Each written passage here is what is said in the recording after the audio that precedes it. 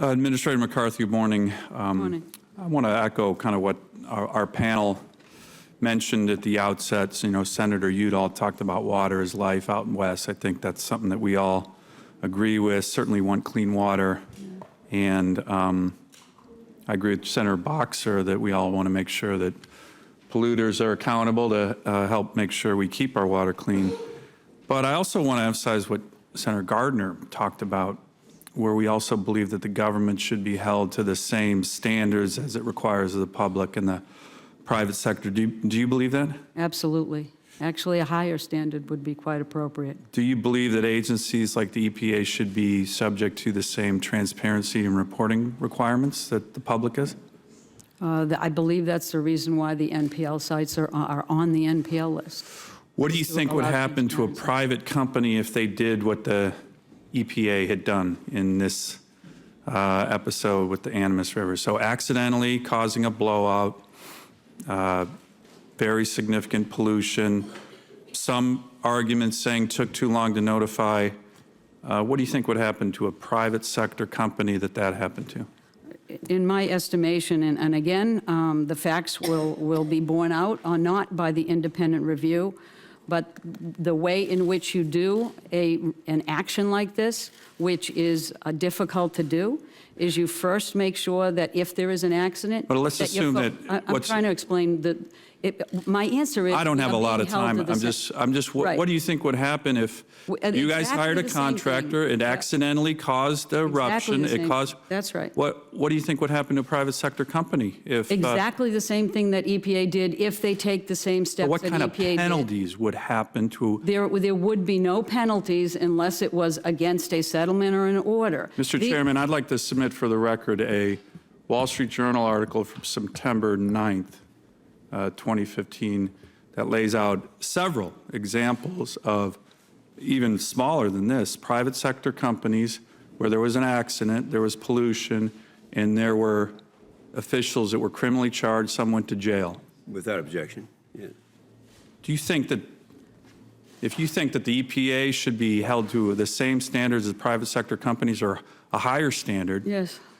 Do you think anyone from the EPA should be held criminally liable or go to jail for what happened? I have not received the independent review that is going to fully tell me what happened at that site using an independent voice and I am looking forward to that.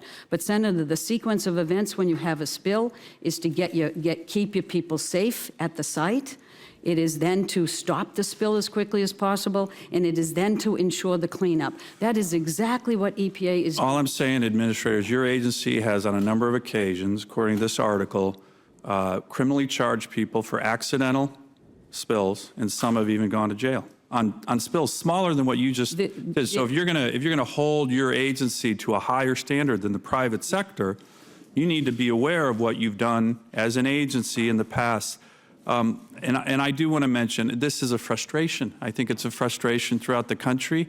I think it's a frustration of why people have focused on this. You know, we have, like the other states, abandoned mines in Alaska. We also have abandoned legacy wells. Yeah. Now, I know it's not EPA's responsibility, but on BLM land, we have wells that are still leaking oil right now. And if you are a private sector CEO in charge of a company like that, you'd be in jail.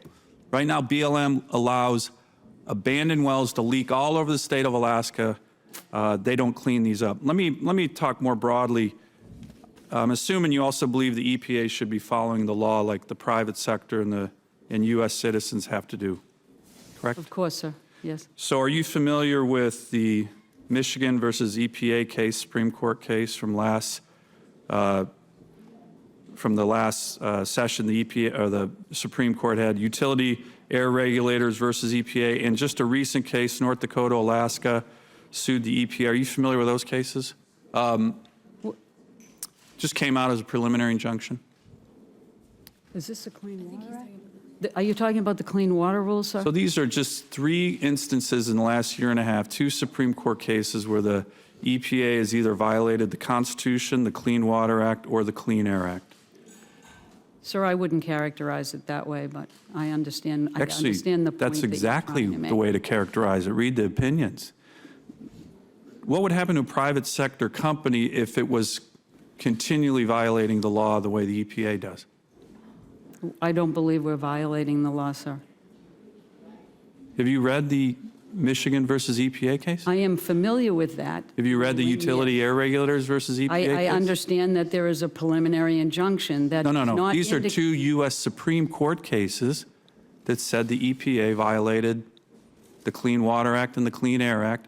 And the North Dakota federal court just recently said the waters of the U.S. rule, which we've debated here, a lot of us think it violates the law. We had a federal court saying that it's very likely that it did violate the law. Do you think a private sector company could serially violate the law and not pay consequences? So this is the way the process works when you do rules. EPA interprets the law as best it can. It develops the rules. The vast majority of them do go to court, and the vast majority EPA wins. And the times when we don't, we listen to that court decision and we take appropriate action. That does not mean we have violated the law or the Constitution.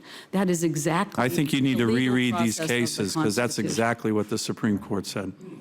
Thank you, Mr. Chairman. Thank you, Senator.